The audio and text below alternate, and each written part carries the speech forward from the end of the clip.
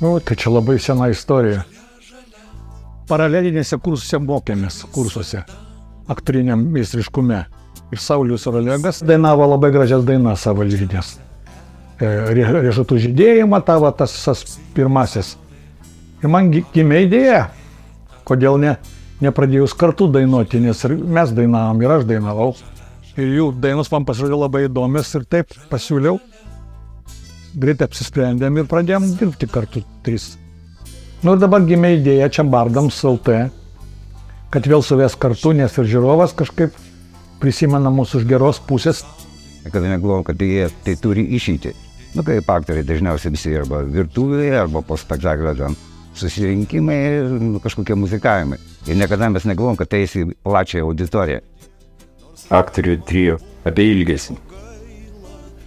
O ilgesys talpina ir žmogaus prigimtį, ir meilę, ir santarvę.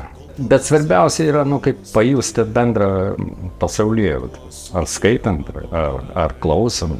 Ir kuo daugiau tokių bendraminčių, tarkim, tuo yra prasmė pasiekima. Nes kiekvienas transliuoja tai, kas jam yra brangu.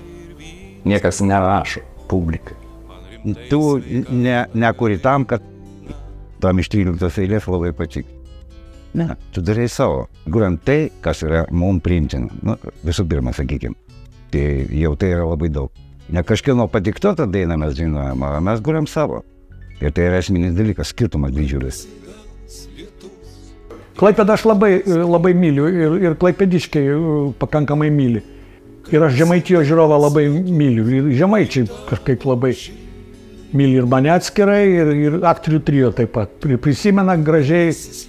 O Klaipėda man asocijuojasi aišku, su jūra pirmiausiai, su laivais ir tom visom krantinėm. Ir miestas, kuris turi romantiką savo. Yra erdvės daug, nes viskas uostas, laivai, burės ir jūra. Man tai laisva dvasia.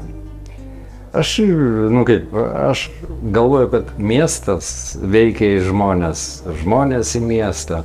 Kažkokia turi daug tokios laisvės, skersvėjo, kažkokia tokia gerąja prasme. Man, tai aišku, asocijuojasi su muzikantais, tai su gerai žmonėm man visą laiką asocijuojasi Klaipėda. Tai yra, ta dvasia, laisvės, taip pat ateini į kavinę. Vieto nėra.